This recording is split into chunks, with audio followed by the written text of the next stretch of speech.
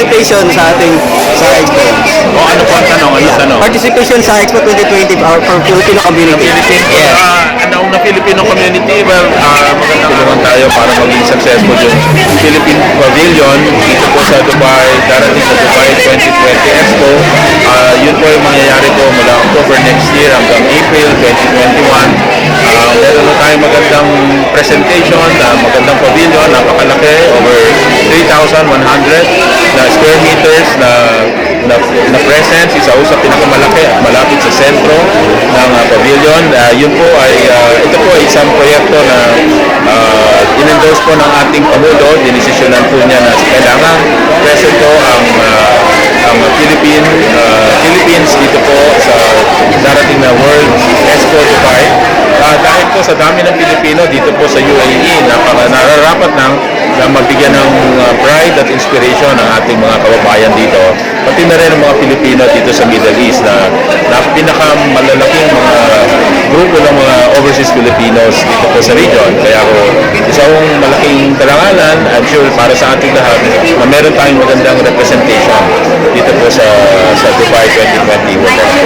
Thank you.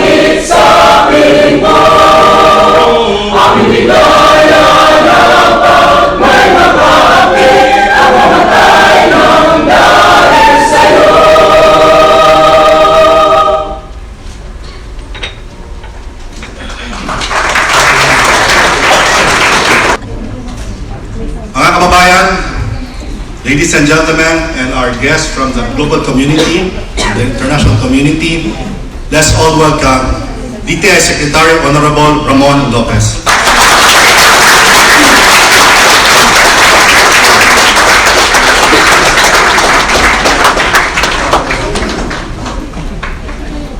Salamat po, Mr. Art. Sa ating pong mahal na Ambassador, Jayceline Joy Quintana, kompleto. Conjen Paul Cortez. Of course, the mga leaders ng Filipino community, Mr. Erickson, yung kanina kong na-introduce, Mr. Mora, and of course, the leaders of the respective communities. At sa inyo pong lahat, ang ating pong mga bayani na overseas Filipinos dito po sa UAE, magandang umaga po sa inyong lahat. Papatiin ko po ang DFA Assistant Secretary Perez, Paes, Dole Asek, nandito na ba si Dole Asek? Nikki Tutay, yan po ang Assistant ni Secretary Bello, kaya pwede kong lapitan mamaya.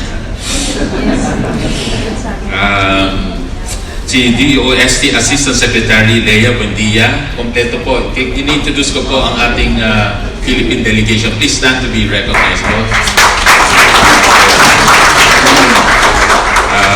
PCOO Director, si Vinci, and Vinci Beltran, and Miss Pea. There at the back. Oh, there you are. Yeah. So, sila naman po under po sa PCOO, Philippine Communication, Presidential Communication Office under kay Secretary Martin Danar. And then, ang kasama rin po nila si Mr. Rex, Mr. Charles, na nakapaikot po, nandun sila sa likod. Ang DOT, Tourism, Department of Tourism, represented by the Tourism Promotion Board, si Mr. Miguel Lopez, no relation po sa akin. Okay. At ang kasama rin po niya dyan, sa TPB. Ms. Helen De Castro of Minda, at saka si Assistant Secretary Romy, Ms. Lisa Punsalan, House of Representative, Attorney Francis Pancillo, ayun, nandun po sila sa kaliwa. At syempre po, ang DTI family ay full support po dito po sa Dubai Expo 2020. Kasama ko po ang mga undersecretaries na may kanya-kanyang trabaho dito at kanya-kanyang meeting itong mga nakaraang araw. Si Undersecretary Roel Barba, si Undersecretary Boy Bismonte, siya po may hawak ng pera, kaperanan ng DTI. Si Undersecretary Gani Makatoman, isa po galing pong taga Marawi, native of Marawi and Green Hills. At siya po ang head ng Trade and Industry Investment Promotion Group. Okay, so under po sa kanya, Export Marketing Bureau, nakita ko po si Assistant Director Agnes Legaspi over there. Okay, kanya pong team. Ang acting partner po, ako po yung Commissioner General. Pero take note, hindi po ako kumuha ng komisyon. Naatasan lang po tayo na Commissioner General ni Presidente Duterte. Ang Associate or Alternate Commissioner General si Asek Rosby Gaipos. Madalas ninyong makakasama dito sa Dubai, especially as we approach the Dubai 2020 Expo. Ang ating pong SITEM Executive Director, Pauline Juan. SITEM po yung nag-arrange ng mga international trade and exhibits, whether ginagawa sa Manila, sa Pilipinas, or sa ibang bansa. Of course, sa Board of Investments, dahil kahapon meron po kaming investment forum, we met several Emirati companies. Nandito po ang governor, isa sa governors ng Board of Investment, Angie Cayas of dito po sa and Miss Lani, kasama ko niya sa kanyang team. And of course, from yung team Dubai, Philippine Pavilion, Dubai 2020 Expo, kaya ko napakaganda ng ating representation ng Philippines sa Dubai 2020 Expo. We were advised and assisted yung isa sa pinakamagaling na architect sa Pilipinas, si Architect Royal Pineda. Ang partner, si Mr. Fuji Layu. Inaalala ninyo, matagal na ang ating mga sikat na mga pag sinabing Fuji. Siya po yan. Iconic living legend. At yung nag-curate, huwag nyo nang tanong sa akin ano ibig sabihin ng curate. The one curating and giving all the explanation, the meaning behind the creative treatments ng ating Dubai 2020 Expo. The expert in anthropology, curator, Miss Marian Roses. May gawin po kay Marian Rivera. May mga kasama rin po tayo sandali sa government agencies. Oh yes, of course. Kasama ko pa sa opisina. Sa Office of the Secretary, ang ating pong economist at executive assistant at lahat-lahat na po si Asek Angelo Taninco, Assistant Secretary. Dapat pala tumingin ako sa hilera natin. So, meron pa ba ako na miss sa mga government agencies?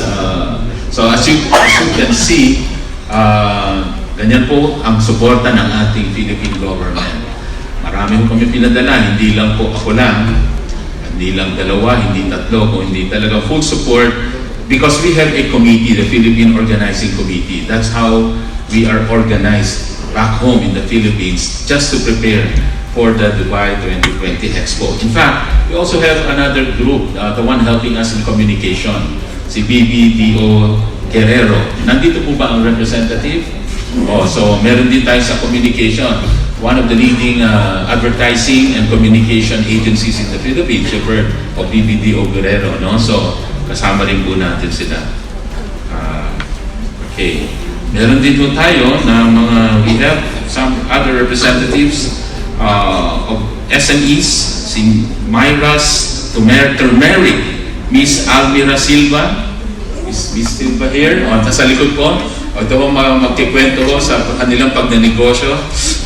Miss Silva of Myra's Turmeric, MS3 Agri-Venture, Mr. Neil Santillan. Neil Santillan, sila po yung mga recent na nanalo sa, you participated in Siyaw, na nag-seafood exhibit, Food Expo. So, awardee po si Mr. Neil Santillan. Miss Ricnina Ocampo of Wow Mani. Alam niyo yung Wow Mani? Ayan. Nandiyan po si Miss Ocampo. Nakasama ba natin? Oh, there you are. Oh, Miss Wow Mani in person. And the JNRM, Miss Nerissa Larobis. Miss Nerissa Larobis there at the back, taking a video of all of us.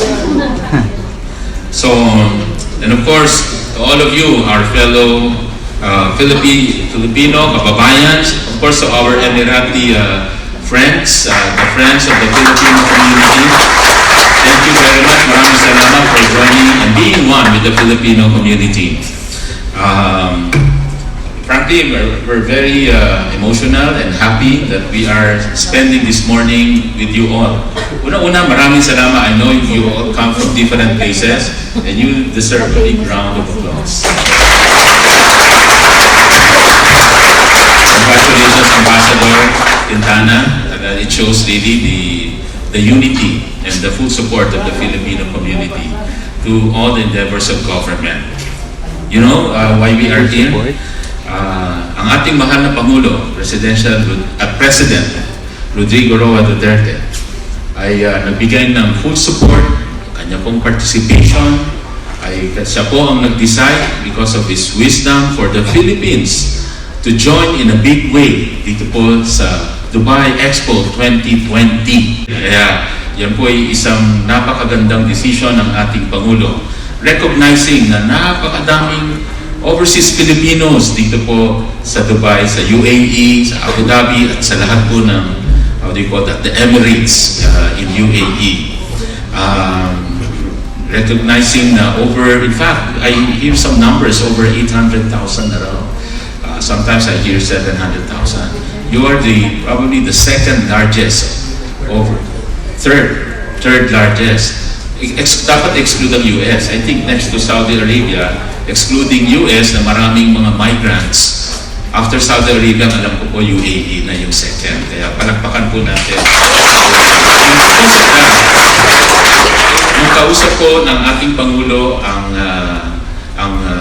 head, ang leader po ng UAE, siya po ay nagbigay ng kanyang commitment to participate in the World Expo Dubai 2020. Yes, given that commitment, in appreciation of the hosting by UAE of all the Filipinos here, living, working, and contributing, as great assets, contributing to the society of UAE.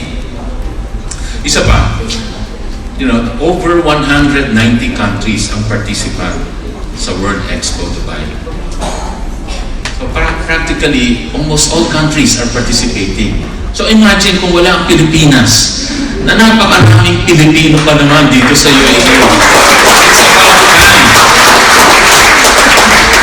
Pangulo, it's about time that we project a new Philippines, a modern, progressive, taas-noong Pilipino that we can present to the world na isang modern, progressive, innovative, a country of creative Filipinos na makikita ninyo sa mga, lalo na dyan sa ilalabas natin na sa Expo 2020, no? Filipinos that are well connected, deeply connected around the world. Kaya po yun ang naging tema ng ating 2020 Dubai Expo. Ano po yung nakikita around the world at nagko-connect ang buong mundo? Yun po ang ating karagatan. Diba? At ano nasa ilalim ng karagatan? Ang nagko-connect na coral reef. Diba? The reef that connects the world. And the reef would be like the Filipinos, connecting the whole world dahil po tayo ay around the world. At ang Tagalog po ng reef ay bangkota.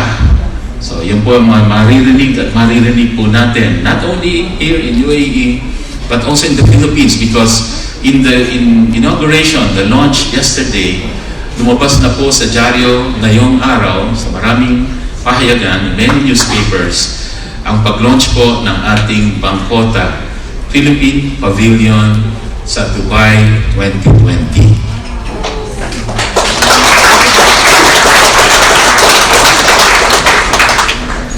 Ang ating pong layunin, our aim is to present and project the Philippines, a different Philippines that is caring, compassionate, connected around the world, modern and creative. Ang Pilipinas na educated, well-loved around the world, everywhere you go. Ang preferred employees, or sometimes they are the employers, would be Filipinos. Dahil napakagaling. Hardworking, they work hard at day and they sing well at night. Diba? Magaling pang kumanta. Yes. Nag-aagawan sa mic. Ayaw mag-ibigay. Parang may glue ang mic. No? Kaya dito lang buti nagpapasahan kayo ng mic ngayong umaga. Sa amin po yan, hindi na tayo magpapasahan ng mic. At ngayon, ang papakita po natin doon ay lahat po ng magagandang tanawin sa Pilipinas, ang magagandang produkto, modern and creative products, showcase din natin ang tourism, and they will all be embedded and part of that whole Expo, the Philippine Pavilion.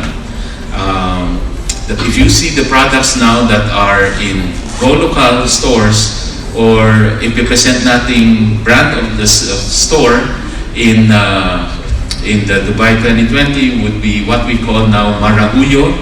Ang ibig sabihin po, another Tagalog word. In fact, it is one of the 30 most endearing and beautiful words of Tagalog.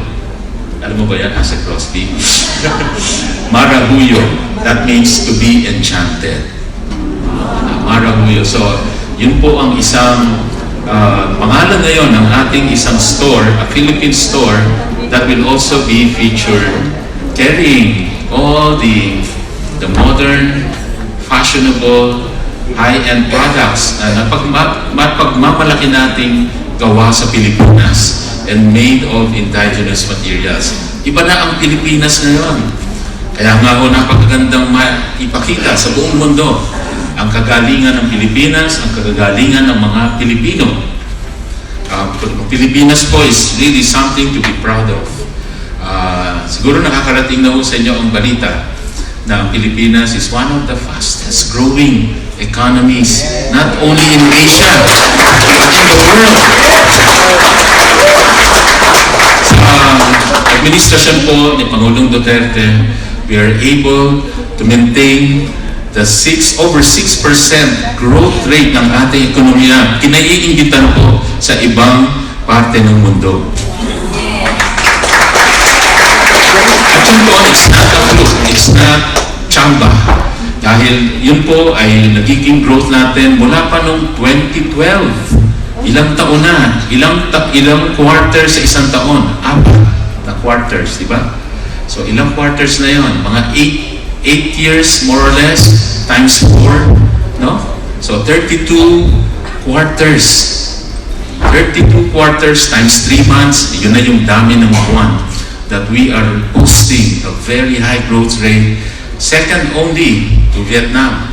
Naunahan na rin natin ang China. No?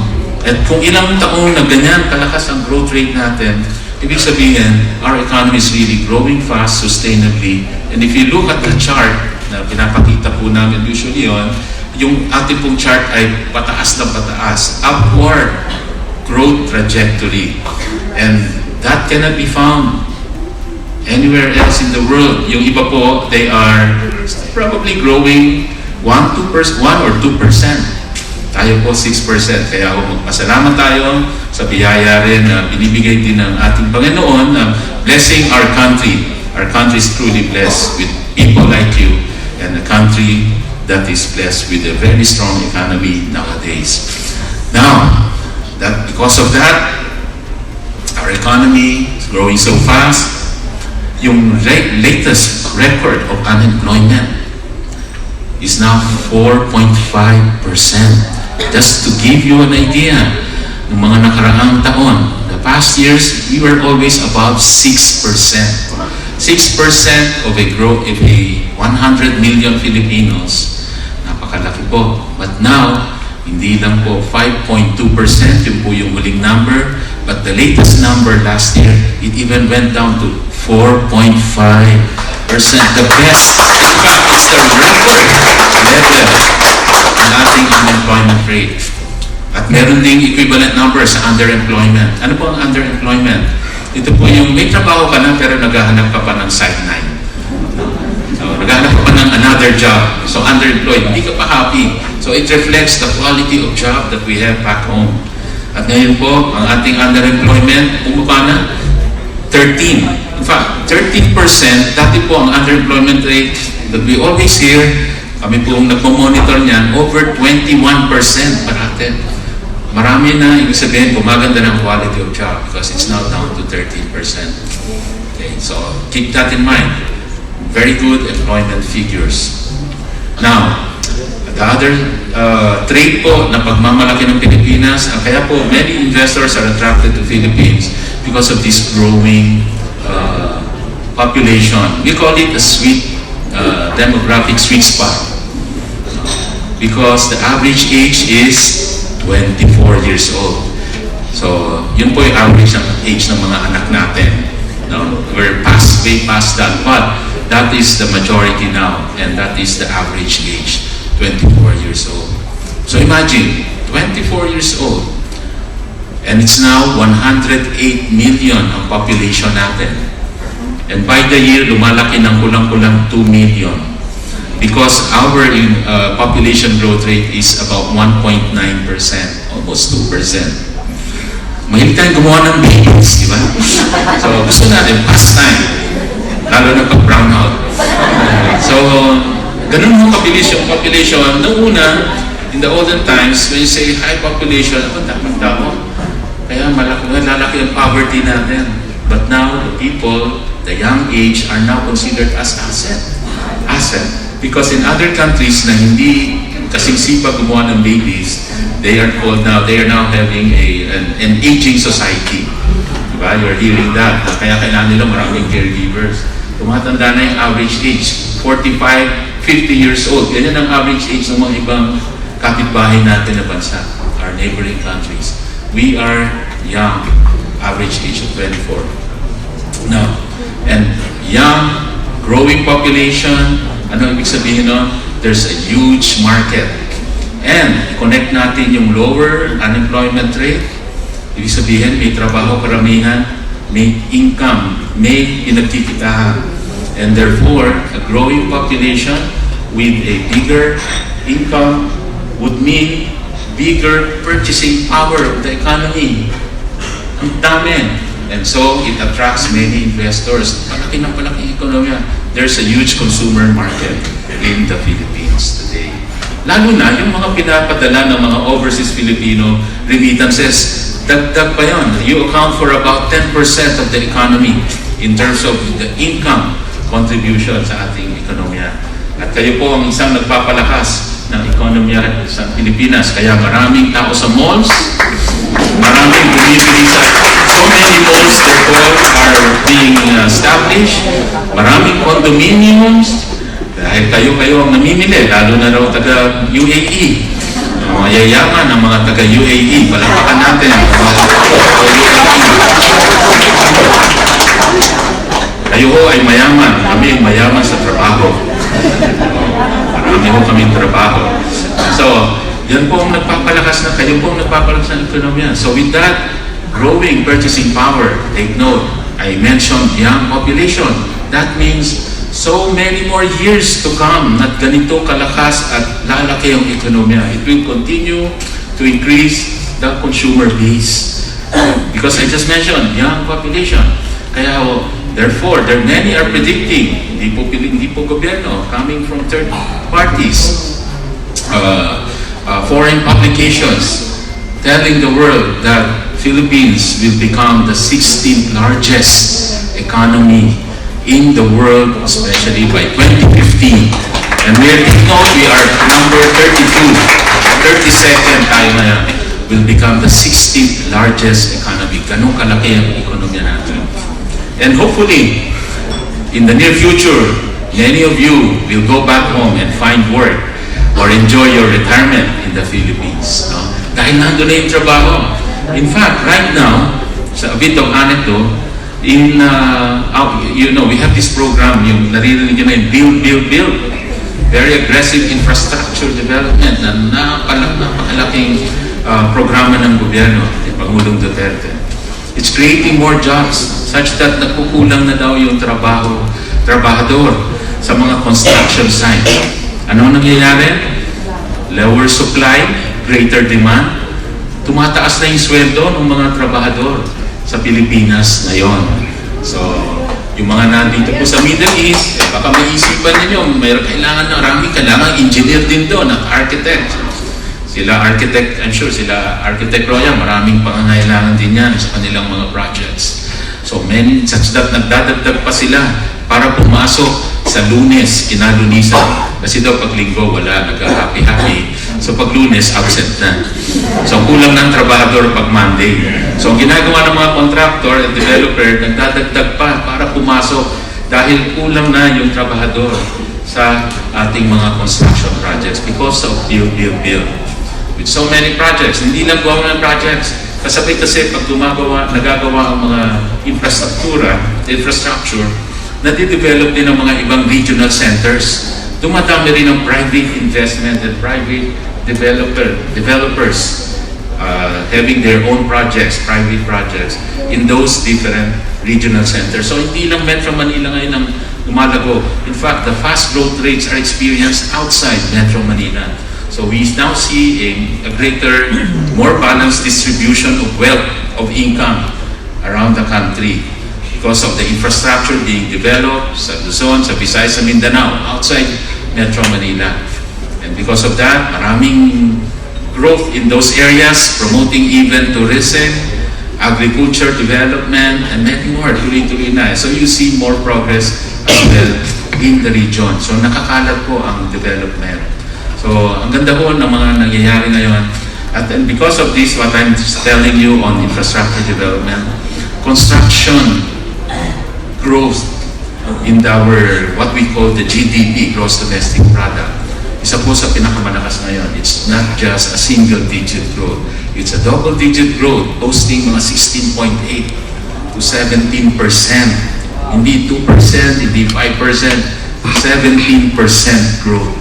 All in construction GDP. So it's just one of the fast-growing sectors.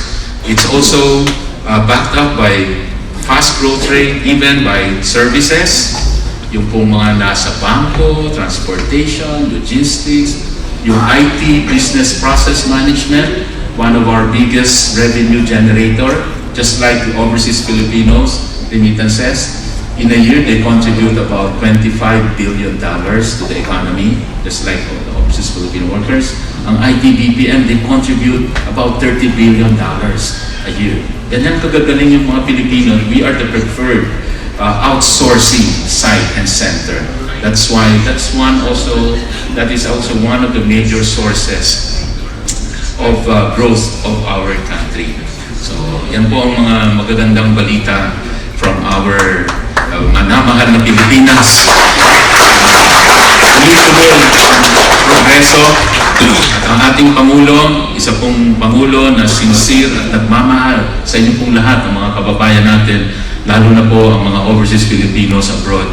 Kaya po, kahit saan kami magpunta, siya po ay mahal na mahal at tinatanggap na parang isang rockstar. Talagang pag pumapasok po siya sa isang gathering, tulad po nito, I'm sure pag bumalik or pumunta ang presidente dito, hindi lang ganito kalaki ang Filipino community that will meet with him. Kailangan natin ng isang gymnasium or even more, a big arena to welcome our president. Tama ba? Yes! Dahil gusto niyo ba pumunta si presidente? Parang ayaw niyo yata.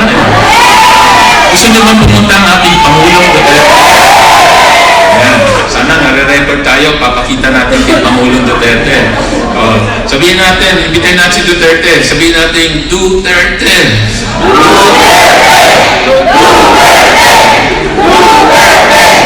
Yan, okay. So, President Duterte, kung nanonood man kayo, kailangan na kayo dito. Kaya ko po nabanggit yun dahil ito pong Dubai Expo 2020 will open on October 20 next year. October 20, 2020. So isa pong inaayos po namin ay makapunta siya sa opening sa October 20. Hindi po sigurado yun dahil po kailangan mong kausapin din ang UAE government, the organizers. Kasi ang talagang schedule ng punta niya ay sa March 20 to 22, March 21, thereabouts. March 21, 2021. March 16, 2021 to be exact. Yun, basta yung linggo na yun po ang pinaplano talagang punta na Pangulong Duterte. Yun po may go signal na. Kaya nga po, I started with a statement, susubukan natin, we'll work on a possible visit earlier para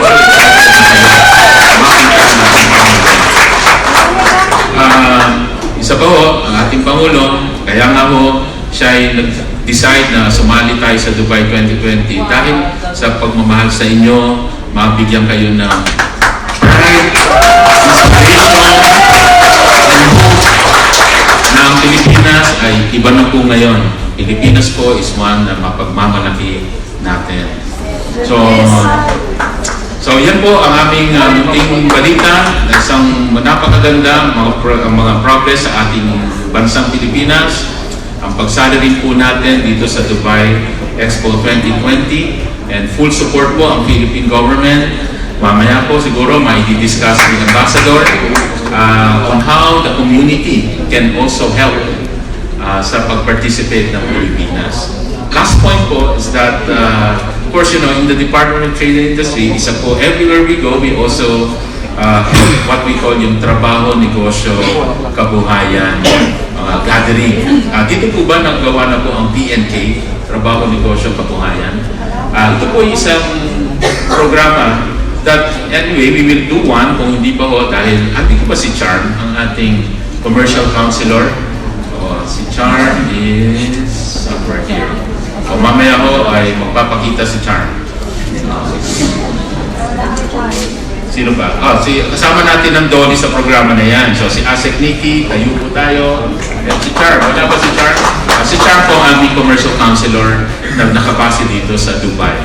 And that we will do programs kasi sa trabaho, negosyo, kabuhayan, we will present opportunities for employment back home as well as negosyo opportunities. Yun yung pinapresent ng DTI. So tuturuan tayo sa mga entrepreneurship opportunities, how to become very good entrepreneurs, tuturuan tayo ng principles of entrepreneurship, financial literacy, where to properly invest your money para hindi na tayo dun sa mga scam, mga loko. Sorry, may tinatamaan ba? So, sana po wala. We will basically have presentations on how best to establish a business back home at not necessarily yung pamilya niyo po back home para pag uwi po ninyo meron na kayong magandang tumatakbong negosyo. So yun po ang isang programa rin po that we will work with the embassy, with Ambassador Titana and her team. Dahil ang aming pong what we always tell our beloved overseas Filipinos ay ang ating pong role ay to earn now, to learn what we can learn in the country where we are, and then to return. So we earn, we learn, and we return. So that when we return back home, maka-contribute pa tayo sa ating minamahal na bansa at lalong magtuloy-tuloy ang progreso ng ating bayan. So magandang araw po sa inyong lahat.